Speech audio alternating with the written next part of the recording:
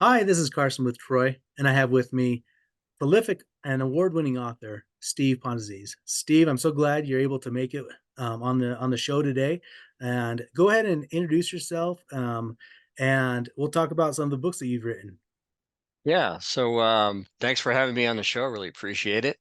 Yeah, Steve Pantazis. I've been writing since I was a little wee lad, and I finally got published. I don't know, in my 30s, and then some more in my 40s. So I've been doing this a little while now. So science fiction and fantasy author. I love both genres. So I love them equally, actually. But these days I'm writing mostly fantasy, and I have a series that is out, and book four just came out this week, by the way.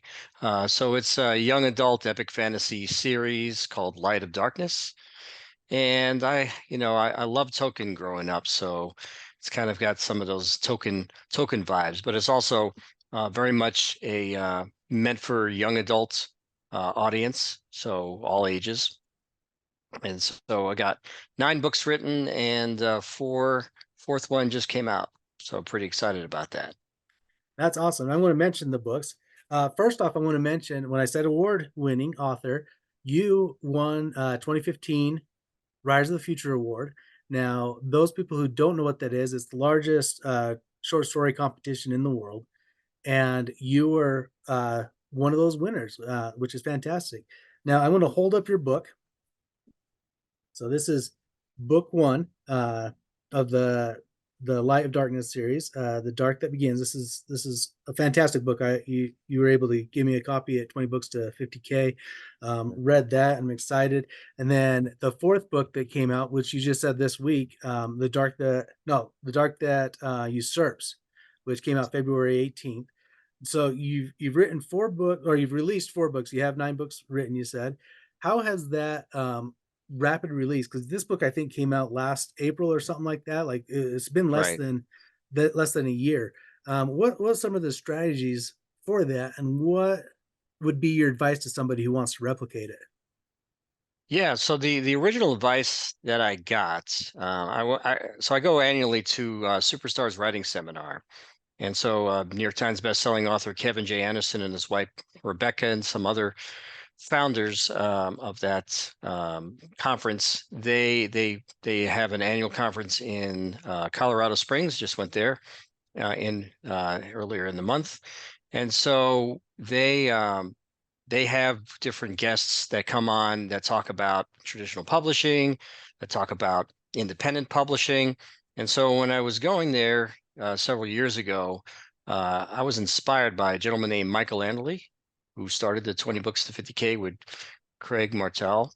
And so I was in one session, and Michael was talking about this concept of rapid release. If you're an independent author and you're able to publish at the rate that you're able, he talked about a strategy called rapid release. And back then, this is like 3 years ago. Back then, the recommendation was 1 book per month, so that way, if you were publishing with Amazon, that the first 30 days you're the new book release, and so it get special boost. So if you kept releasing once a month, then you kept hitting in your series that special boost. And that was the theory to keep the interest high, to keep the algorithm going, to get you higher sales rank and more sales. So I really like that idea. And at the time, I didn't have my series written. I had short stories, novellas that were published, and so I asked Michael. I asked him. I said, "Well, can I do that with my short fiction?" He said, "Yeah, you would probably want to get a newsletter going there and get some people following you, but yeah, you could give it a try." So I did that. I did that with about 30 titles that I have that are short science fiction and fantasy short stories and novellas. You could do that on Amazon. You could do those as individual ebooks. So I was publishing one per month, And I was just getting the idea that, wow, I could indie publish. I learned the ropes. I could use that as I'm getting my books and my series written and edited and ready for publication. So I got the concept from him for that. Now, when I did start uh, the process for my series, I had one book fully edited and ready, and then the second book was with my editor. But what I found out is that, we were focusing really, putting a spotlight on quality. And so with the quality and what I was looking to achieve with having just, top-notch product that I could produce, that, the once a month schedule really wasn't going to work out, especially working with my editor, taking it slow. So we ended up doing about once every 3 months now is when the books come out, and that's fine. Whether that 30-day golden period with Amazon exists anymore, I don't know. I didn't really notice it with my short fiction being that much of a differentiator, but I think that, just being able to have a series that's fully complete. I don't have to disappoint anybody. I have it completed, and then fully written. Now working through edits and publication.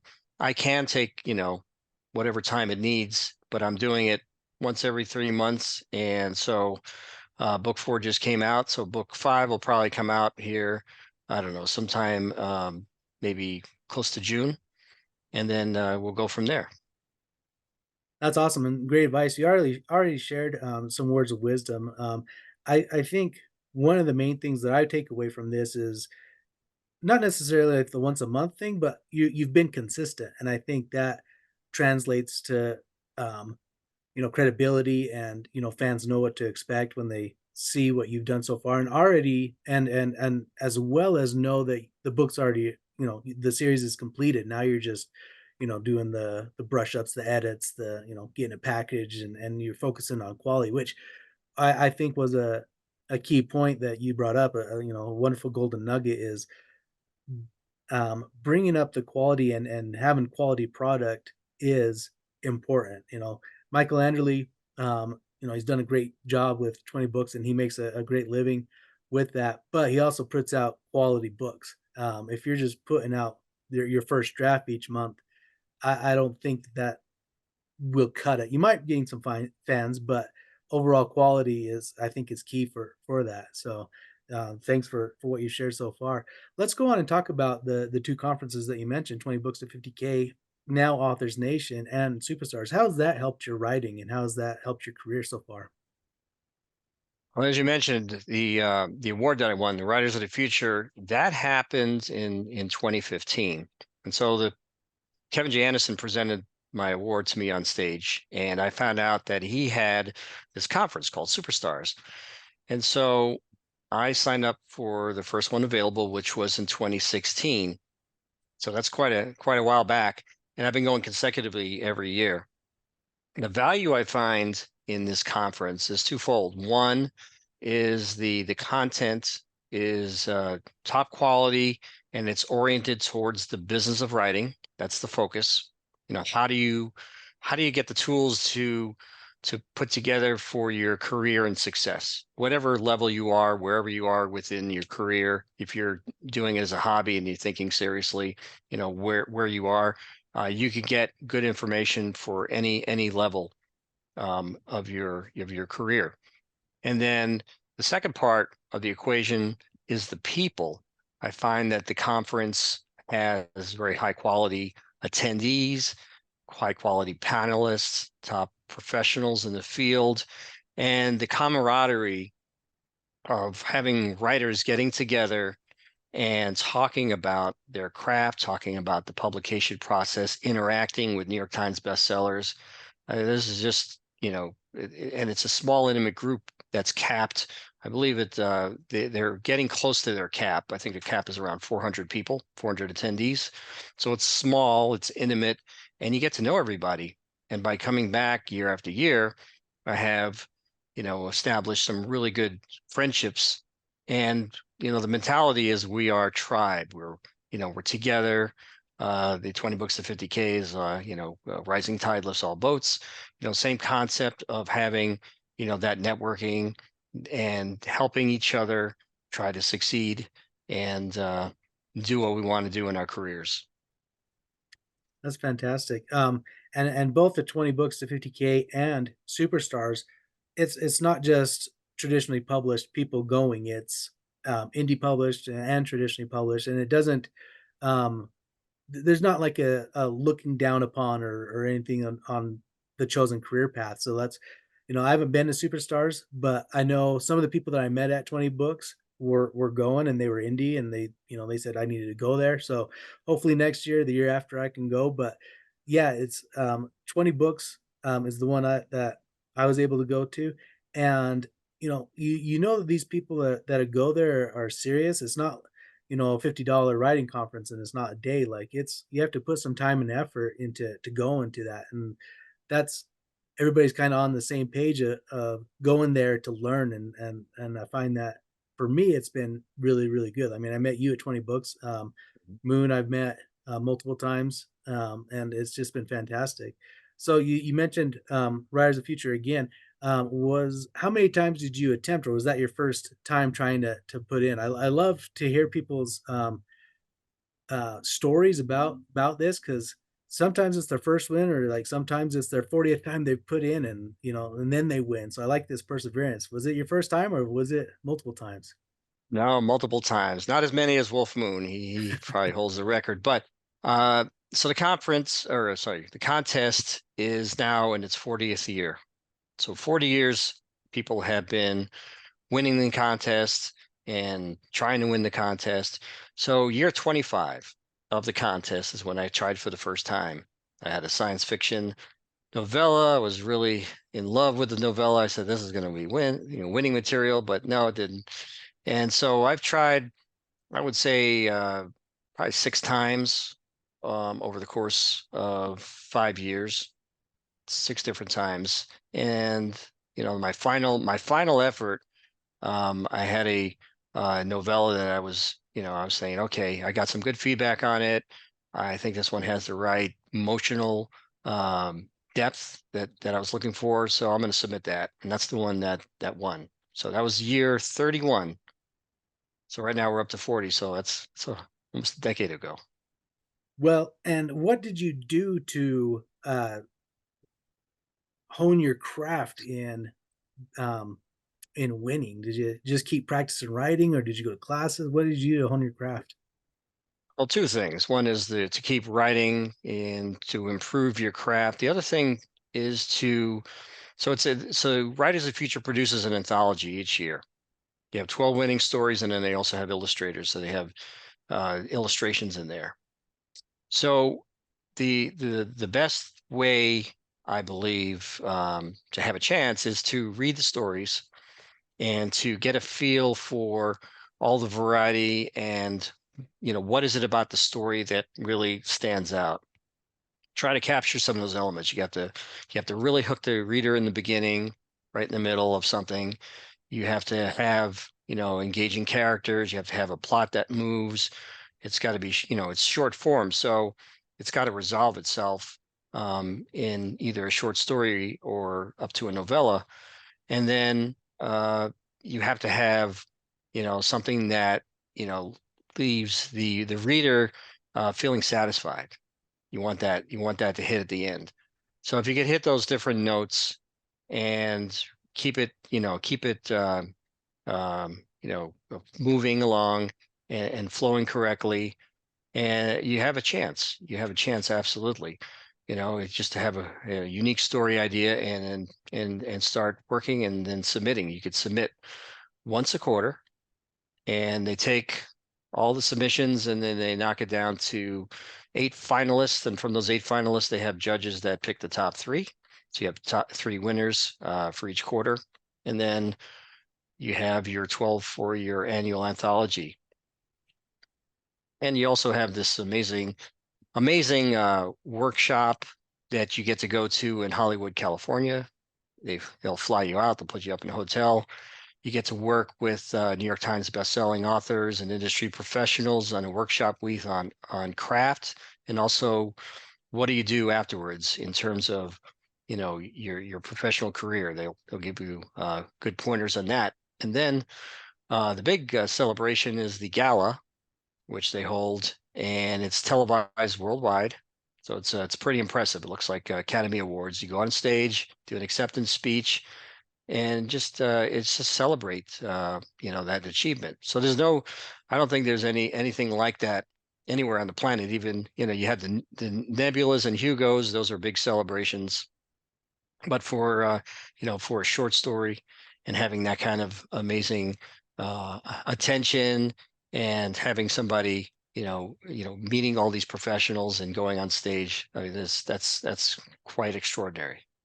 No, it sounds amazing. Hopefully one day I can do that. And there's a great photo of you at that event on your website. So if somebody wants to go see, you know, kind of a snapshot of what it looks like, you can see the background is at the podium, you're holding your award and you're all dressed up in a tux. Like it's a big deal. So it sounds amazing. So and that's awesome that you didn't give up after your first time. You said that you really thought that the story was something, but it wasn't what they were looking for. I mean, and you kept trying and you were persistent at it. So I gotta give kudos for you. I mean, 5 years is a long time. 6 years is a long time to try for something, but you did it, and now you're putting out short stories. Like if you go on your website again, there's a list of, I don't know, a couple dozen, maybe 3 or 4 dozen of different short stories that you've Mhm. done, and you have a 9-book series. So, and I forgot to mention that on your website it says you have 2 science fiction novels that are forthcoming as well.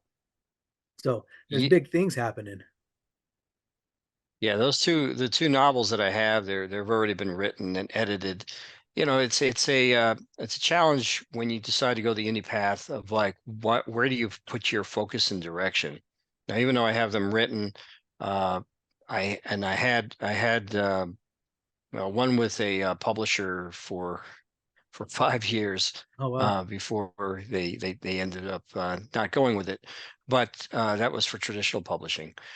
But when you're indie publishing, you have to really think about the strategy of how you want to proceed. So if you pick your genre that works with you, works for you.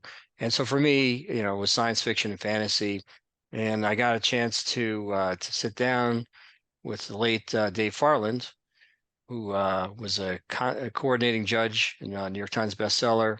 And we got to talk. And I was talking about my science fiction novels because at the time that's where I was focusing. And he said, "Well, you also write fantasy." He said that's got a lot of power. He was one of the people that helped the Harry Potter series really take off. So he's instrumental in that. And he actually talked to me about my idea with my novels, that I had written some of the material beforehand, and we were deciding on my protagonist's age.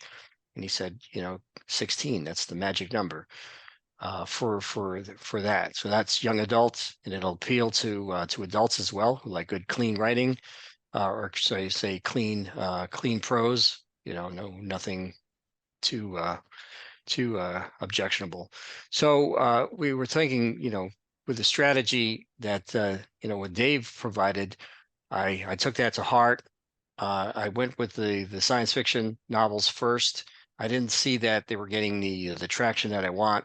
So then I thought strategically, if I'm going to do this indie route, I need to have a series. So why a series? Well, when you have one book and you publish it, you need to be able to break out from the noise. There's lots and lots of books. They're being published all the time. How do you separate yourself? Well, there's marketing, right? You build newsletter lists, and market, and make your people who read your newsletter aware that you have a new book. But then there's also, people who don't know you, and that's where advertising comes in. And that's the thing that really makes sense for you to have a series, because, with a lot of products out there, if you go to Costco and you get the Costco chicken, it's $5, but it's a loss leader. They want you in the store and then you're in there and you got to go all the way to the back, you get the chicken, and on the way back to the front to check out, you have all these other products. And before you know it, your shopping cart is full and they've achieved their mission, right? It's a So, $1,000 later. yeah. So with a series, the idea is you're going to be advertising on book one. That's the entry point into your series. You're going to lose money on book one, most likely, with your advertising. And you might even lose money on book two, uh, just because of the cost. But if you have a series, you'd want to have at least 3 books. But the recommendation that I've heard is 6 books is a sweet spot, or you could have more than that, just for the concept that if a reader picks up your book, there was an acquisition cost to get that reader with the advertising. And then there was an acquisition attempt with the other readers out there that didn't buy your book. So you're at a loss. So then that reader really likes your book and they get book two, and they find out you got book three, four, and five, and six. Then at that point, you'll have somebody who was committing to the entire series if you have the books out. And then you figure out the revenue coming from that against your advertising costs, and that's where you start making your money. So you want that read through, and you want those readers who really love your work. That's where quality is paramount to get, somebody who's reading it, not finding all these mistakes, not like, finding, holes in your plot. You have to bring them to the end, satisfying conclusion in that book with enough of an interest for them to go on to the next book, and then they buy your series. So so when you're thinking about, as an author going independent, you have to think about, where do I focus? And doing standalone books, yeah, you could make a living off of that. You could get sales off of that. But really, with everything I've heard and understood, series are the way to go. That's where you get money. And then you could also take, say my series is 9 books, right? So that's 9 individual products. Now, if I was traditionally publishing, most likely we would have a trilogy. They would be, 180,000 words a piece, 200,000 words. You have 3 of them. So you're having more of those doorstopper type of books for traditional market. Well, if you can take those 3 books and make them a little bit smaller, maybe have 100,000 words each, then you have, instead of 3 books, 3 products, now you have 9 books, 9 products. That's my thinking. And during the life cycle of your series, you can package up, books 1 to 3, put them up into a box set, offer that at a real good discount, hook the readers, and then they could buy book 4 through 9. You could do that, and then eventually at the end, I see the authors doing omnibus editions, a complete box set, the entire series. This is maybe when they've exhausted, over the years, the readership, and they want Mhm. to get new readers. So box sets are pretty profitable for those authors, because readers will find out, oh, this is a complete series. It's written on the cover, complete series. They'll invest, whatever it is, to get that, and then now you're making additional sales. So there's a lot you could do as an indie author in terms of your products and think of it as business. And if you just have one book, it's really makes it difficult. But when you have multiple books, you could do these different things, and then you could turn a profit. That's fantastic. I hope anybody that's listening to this rewinds this and takes notes about what you just said, because that's a fantastic strategy to make it in a business like this if you want to go indie. So that was a fantastic answer. So let's talk about the Dark That Begins. Nine books. You have them written. What was the spark of the story? What was the genesis? How'd you come up with the plot and the characters and stuff? Yeah, so this goes back to my 20s. I reached back in time, and I was, I was drawing a lot back in my early days. And one of the things that I fell in love with Lord of the Rings and other fantasy books were maps. I love the maps. And, I would have the printed book, I would look at the map, I would read the story, I'd go back to the map.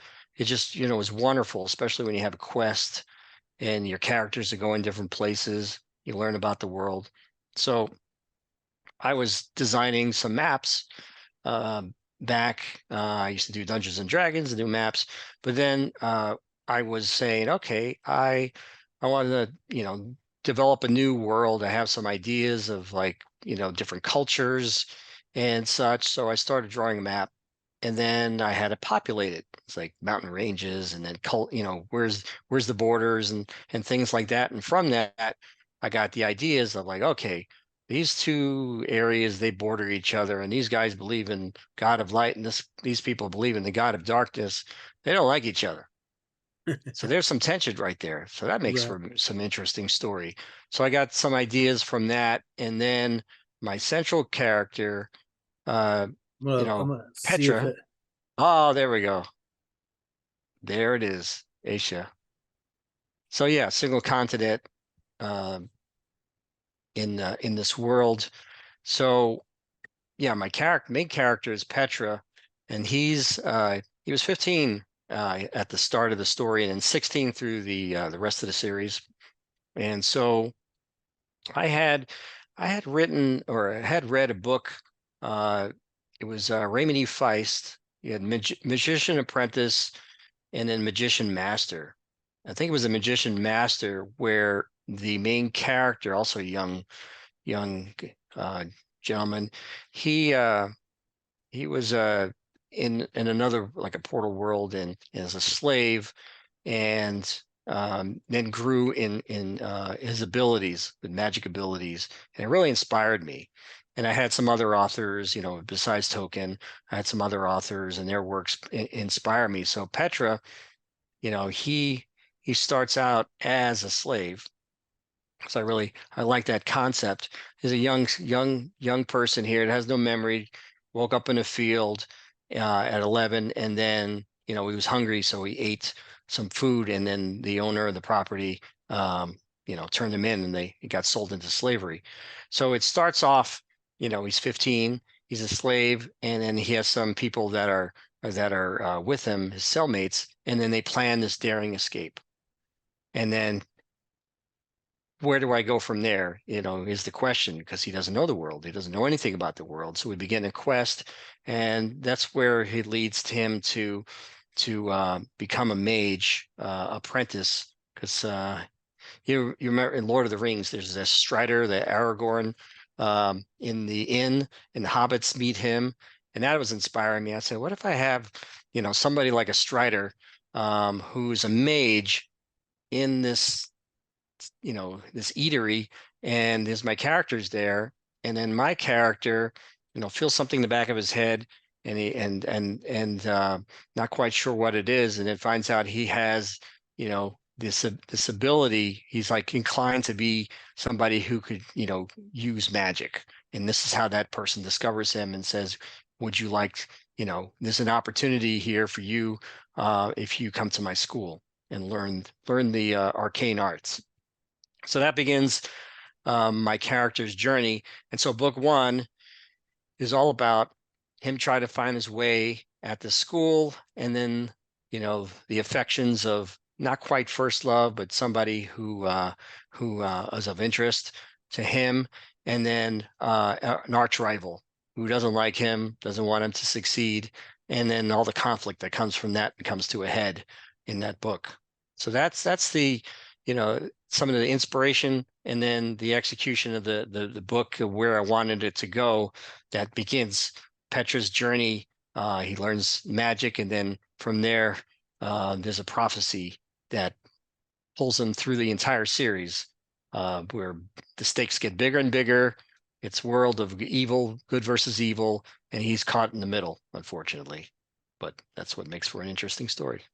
Yeah, and book one is amazing. As you were telling, I just kept thinking of things that happened in the book, and it was bringing a smile to my face because it is so good. And you do, you reached out to all these things that have influenced you and made this new story. And it's not only is Petra, a slave, but everybody tells him that he's from the north, but he doesn't remember. So he kind of looks different too. So he's trying to figure out this world. So he has all this, not only mental but physical stuff that happens to him. So it's just a great story. I encourage anybody to go pick this up. Get it from Amazon and local bookstore. Steve's website is probably the best, but it's a fantastic story, and I look forward to finishing the series. So, that's great how you've reached out to all these people that have influenced you, Tolkien, Raymond E. Feist. Even the arch rival kind of has, and I don't know if this inspired you or not, but because plenty of books have arch rivals, but like a Harry Potter Draco Malfoy kind of feel to it, like um, is just fantastic. Now, you said that this series is complete, plus your science fiction novel. I mean, that's a lot of writing. What are some of your writing habits? So during the time when I was committing myself to writing the series, I had already written, years ago, about 250,000 words in a duology that had some modern elements in portal fantasy. So this story was the part that was the portal world, that I took away anything that was urban related, and then I had this just be pure epic fantasy. So I had some material to work with, but I ended up uh, I have a prequel too, to the book, to the series, that's novel length. So all in all, it's about 1 million words. And so I took some things that I repurposed into the story itself, but the rest was basically fleshed out. So what I did was I first started, with the idea of how do I create, the 9 books, because I had the ideas with the trilogy. How do I make nine different stories that have to have their own resolution, but keep the bigger story going? So that involved some basic plotting, and I did it very simple. It was like bullet points, kind of knew where things had to end and where the next book had to pick up. So by doing that, having that bigger structure gave me, you know, some direction where I needed to go, and then figured out, certain things along the way. So there was a lot of plotting, there was a lot of discovery writing, with just letting myself go and enjoy, going up to the Northern Kingdom, where Petra thought, like you said, where he thought he's from, things like that. And so the process itself, the writing process, for me, was where do I find time in a day, working full time. I have my wife and we're empty nesters, but where do I find the right time in the day to balance life, work, and writing? So for me, I found that, I'm a night owl. So nighttime is where I could have my creative spark.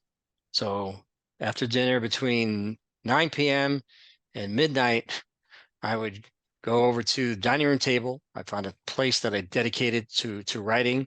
I'd sit down and then start my process. So starting the process was, you getting refamiliarized what I wrote the day before, and where I want to go with the next scene, the chapter, and then start writing. And it takes a while for me personally to ramp up and get into a flow state.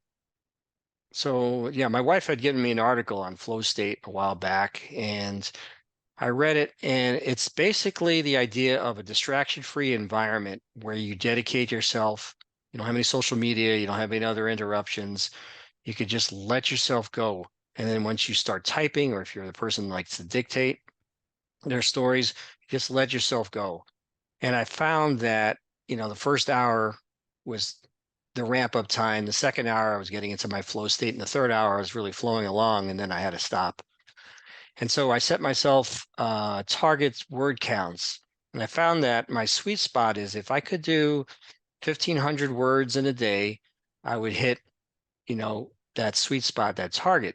But I was also figuring, wow, I in the beginning, I needed to hit, X number of words. I really had to try to, aim for 2,500. So I was doing that consistently, not every day. Sometimes, life just gets in the way. But then sometimes on the weekend, I can make up for that when I have time on a Saturday or Sunday.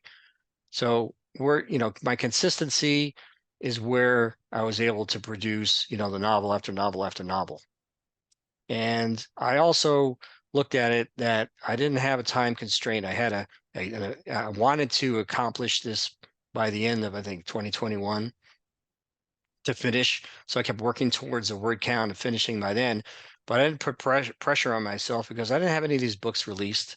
I didn't do it where you publish book one and then you're publishing book two and you're like, oh, I got to get these other books done. I Right. did this in a very different way. I don't necessarily recommend it, but writing all the books in a series and then going back and publishing, because you're it's speculative. You don't know if book one is going to resonate with readers, and then are they going to read the rest of the series? And when you invest that time. But for me, this is a labor of love. This is a project that began as an idea in my 20s, and I really, really wanted to do it. And I also didn't want to do what some big authors had done and leave readers hanging, where when's the next book coming out? You're like, when's the next book coming out, right? So there's Right. that pressure. Now I wanted the promise to my readers that I would have the complete series done. And then the other thing that affords you to do too is that you could have something pay off in a later book, that the seed is planted in the earlier book, and you don't know that you needed that seed planted until you do the payoff, and then you say, well, if I put this seed over here, it's going to be nuanced. It's going to be subtle, but when the reader gets to this part, they'll be, aha, that touchstone. That you can do when you don't have everything published. You can go back and make some edits and plant those things so you have those great payoffs later on. So that's my long-winded explanation of my process, but it's you have to consistency and persistence are the key to getting a big project like this done. No, that's great advice, and, you're not the only author that does that. I don't know, Michael J. Sullivan, writes, or at least the series that I listened to or read, like, he wrote all the books first, and it was a six-book series.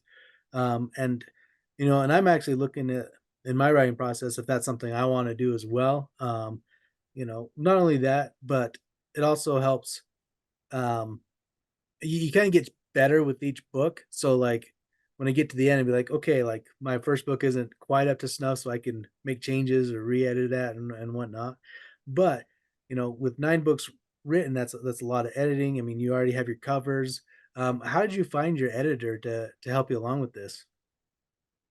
So this is part of the networking I mentioned at Superstars. So I have a good friend, Mark Stallings, and I talked to Mark about, yeah, I need to get a copy editor. That was my objective because when you indie publish, one of the things that you want to do if you want to have a quality book is you want an editor. You have to pay for that.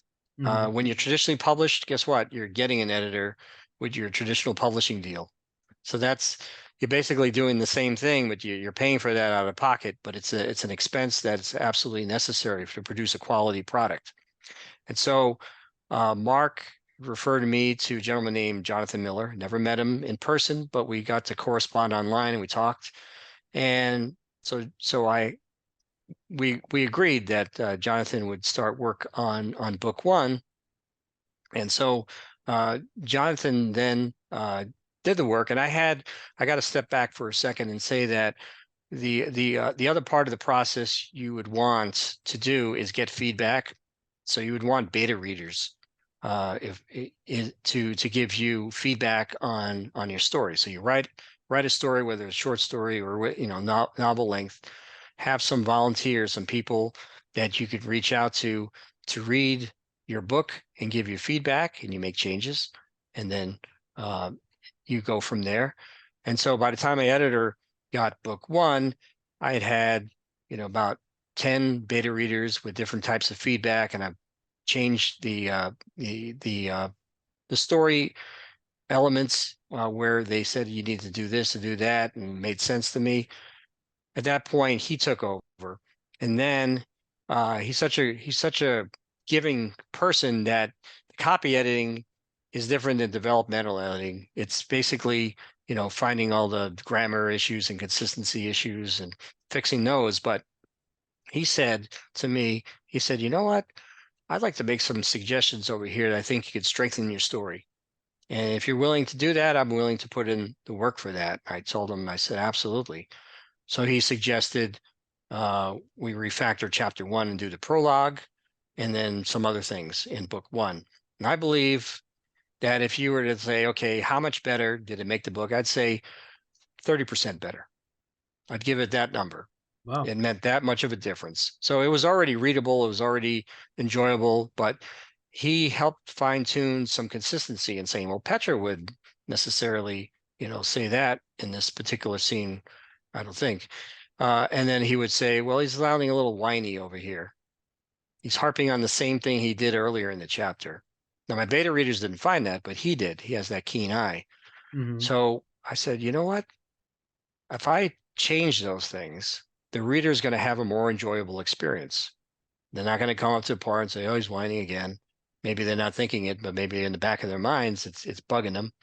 So you eliminate that. You got a cleaner story. You got a more enjoyable story. You have more consistency. You have a better product.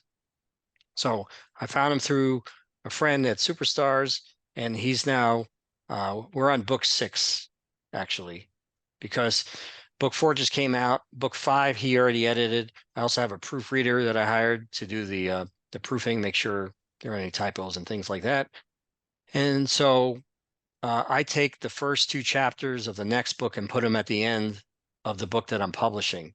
So book 5's first 2 chapters are at the end of book 4. And so book 5 won't come out until book 6 is polished, and I'll put those first 2 chapters at the end. That's a technique that I've seen out there in the industry that gives readers a chance to sample something next, and it might influence their buy decision. So it's strategic. So I have to just be patient. So we're on book 6 right now. So I've been working with him a while, and I love everything he does. I mean, I can't highly recommend it enough to, if you have the right editor, whether you're traditionally published or you're indie published, makes all the difference. Fantastic. Yeah. Networking, most, at least me, like writing and loving fantasy and science fiction, most of us are kind of like introverts. So like if you can step out and meet new people, you never know what kind of connections you'll make. So well, what about your cover art? Like you have fantastic covers as well. Is the same guy that does the covers the same person that does the maps? I know you designed the continent and stuff like that, but they did a fantastic job on that. How'd you find your artists for them? Yeah, so I have two artists that I involved in. First of all, I did the maps myself years ago. I did a watercolor map, and then I did use Macromedia Flash and Adobe Illustrator back in the day by hand. Painstakingly did these color maps, You showed but me I that knew. one. Yeah, yeah. So they're pretty nice. I have a big poster board in the corner of the maps. So in fact, let me grab it. One Okay. moment. All right. So maybe a little glare. See if we can see here. So yeah. So the world itself, you can see it's quite expansive. And I did this all, the illustration myself in the programs that I mentioned. And so That's that fantastic. That's so cool. that was yeah, that was painstaking. But I realized too that for print, that's all color. I want to have something that's black and white. I like the concept um, of engraved artwork. So I use Fiverr, Fiverr.com. There's an independent pool of resources there for people to do different projects. And so I wanted to first of all have background chapters with artwork in them, and one different background chapter for each book. And I gave it thought in terms of a theme. So I found somebody. His name is Sam, and he does engraved artwork. Like the back of a dollar bill, that kind of like effect. And I said, wow, that'd be really really neat to have, a custom chapter background for each book. Each one has a theme, and then the ornamental scene breaks to have a little mini version of that. So I hired him. He did 10 for me. So all 9 books plus the prequel. And then we had all those themes. And I said to Sam, I said, what if would you be able to do a map? Because your illustrations are really good. So we did this special project where I gave him the map that you just saw in digital format, and he produced the map that you showed up on screen in the engraved format. I was blown away. I said, "Wow, look at that detail. That is amazing." So he did a couple of different maps. One that was the terrain map that we saw, and then there was a one that was a territory map. And then in book three, there's a portal world, so another fantasy world, and that one's a map that I did in a program called Wonder Draft, which is great for building maps. But I wanted it to have that same engraved effect, so I hired him to do that as well.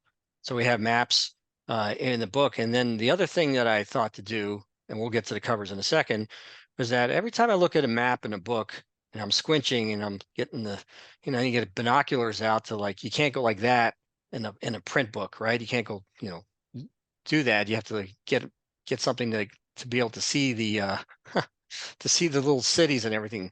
So I decided I haven't seen this before, so I did zoomed in areas of the world so Sweet. that reader can see, close up right there. There's Terjame and Mirjame in the Northern Kingdom down there. And if you look at the map on the first page, it's tiny. You can't see Yeah. those.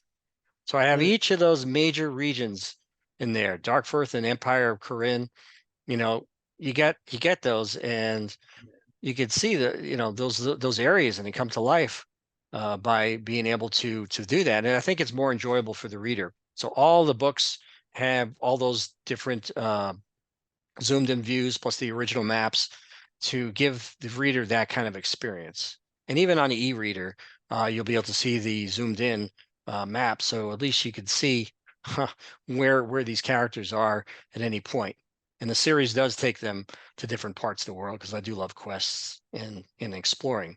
But in terms of the covers, I my so back when I was doing my ebooks for the short fiction that I was publishing, I had one artist that was doing sci-fi covers, and the other one was doing fantasy covers.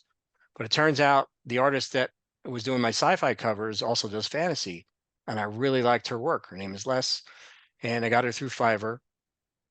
And so I said, "Hey, I have this concept for a series. I want to have the same character in different poses, action poses." And I looked at all these images on the internet of people in, like, superheroes doing these poses, firing magic and all that. And I said I've created what they call a mood board, which is like a compilation of images and saying this is inspiring. What it's to inspire the artist to look at that and say, how do I create book covers that you know uh, that show motion or show tension, something like that, like by Brandon Sanderson with Mistborn, and you have the character looks like is going to jump on somebody, that captures the eye. So I worked along along with my buddy Wolf Moon. He's an artist, so he had the eye to say, "Hey, here's my cover art from Les. What do you think?" And he said, "Well, you got to follow the eye and where the light goes and such. And we should have the focus of the eye end up over here." And so I give the feedback to my artist, and she'd make the changes. So it was a great collaboration. But what she did is the style that she's doing with these covers, it's called compositing. So in Photoshop, I learned enough Photoshop to understand concepts. So in Photoshop, you can take photographic images. So you have a model that's on royalty-free graphic site, like Deposit Photos, and he's doing poses like this, like that, like this, all these different poses. And you say, okay, I want that person, and then different poses for each cover. So she was taking this model and compositing a different, someone who's wearing a cloak, someone who's wearing armor, and then different poses with magic, and blending in all the lighting to create what looks like an actual homegrown illustration, when in fact it's composited artwork, which is fantastic because you don't get the uncanny valley effect with the eyes with some illustrations I've seen before. And it's cost effective. It was cost effective for me because I had to say, wow, I have to do 10 book covers. I have to pay for 10 book covers. I've done all the interior illustration, artwork, editing, right? So as you know, if you're an independent author, you have to think of it as a business, and you don't want to have so much money laid out that you're never going to recoup your cost. Because I know I know some people who have beautiful custom oil artwork that was created $1,000 for a cover, and I said, that's $10,000 right there. I don't know that any of these books are going to sell. Why would I spend so much money? Right. So less at Fiverr was really a cost-effective, middle ground, and I really enjoy working with her. And yeah, the covers came out great. So I'm pleased with the final product. Yeah, that's amazing. I've really enjoyed them, and you can see them all on your website. I'll show it again if there's no glare or anything. Let's see if I can back it up a little bit. Yeah, they're just amazing. Like I would never have guessed that that's a composite. I would have thought that that was strictly like painted. So like she's done a fantastic job. Um, Yeah, she had a couple of more books. So So yeah, so this is book two. I know we got a little glare going on there, but yeah, it's the same character. And what I needed her to do is the eye level, and all the books had to be identical. So when you're looking at thumbnails, you get consistency. So that was nice. key. But you see, Yeah. you got the magic coming on. That's a photograph that's converted to that art. And then in book one, you Miko, who's the arch rival. He has his own origin story. This is the prequel, The Dark That Ignites. It's a full novel length book. That's him on the cover. I love this Oh cover. wow. Yeah, That's I the one saw with the that and I was like, fire. oh, And I need to read that because it's the prequel. I need to figure out what's going on. yeah, so this one's free. You can go to steveponazis.com/subscribe, get a copy of that. You can join my newsletter and get a free copy of this ebook. And that's it's standalone, so you don't have to read the series to read this. But the main character in this, he's the hero of his own story, but he's the arch rival in book one. So this is his tale. That's awesome.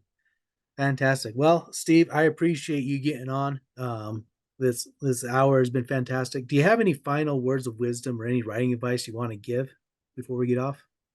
Yes, I would say that if you're looking at what I've done and if it's feeling like a daunting task, don't feel that you have to do anything that of that scale. Just write for the pleasure of writing. That's the most important thing. Don't try to write to market because you know that romantasy or fantasy or romance or whatever is hot. Write what you feel passionate about. That's a something that's important. And then for the sake of publishing, you have to be persistent, right? So like President Lincoln, you could probably look at all the failures that he encountered before becoming president of the United States. Uh, you just have to be consistent and go on your own journey. I thought I was going to be traditionally published, USA Today best-selling author, you know, something like that. And my journey's changed. Yes, I was traditionally published with some short stories, but I'm on my own path now, and that works for me. So follow what works for you. Don't feel the pressure you have to produce. But if you want to, be successful long term, you just need to be consistent and keep producing. And eventually, you're going to have a full, a body of work that you can look back and say, wow, I did all that. And, maybe you published it yourself. Maybe you got it traditionally published, or maybe you just wrote for the pleasure of it and you just have that memory and maybe you shared it with some friends and family. That's okay. So whatever path you need, whatever path you go on, just enjoy the journey. That's the most important thing. Fantastic. Thank you so much. Go ahead and tell people how they can get a hold of you, social media. Remind them about that newsletter once again to get that free story. Right. So yeah, so my last name's tricky. So it's stevepantazis.com. So Pantazis is Pantazis. So stevepantazis.com/subscribe. And you can get the ebook of this absolutely free, and just sign up for my newsletter. I send out a monthly newsletter. It talks about my writing and things that I'm working on and going to be publishing. And then in terms of social media, I have a presence on. I have a Facebook author page. It's facebook.com/sff author, as in science fiction and fantasy. And then I'm also on Instagram, CRM underscore Stevo. And then I've been doing TikTok videos, mainly some character art that inspired me, and things like that. So I put them in these videos with little music and 16-second clips. So you can find me there on TikTok also. Perfect. Steve, I learned a lot from you. Thank you very much. I appreciate it. Thank you. Appreciate it. Thank you for listening to the Troy Podcast. Please subscribe, like, and share with your friends.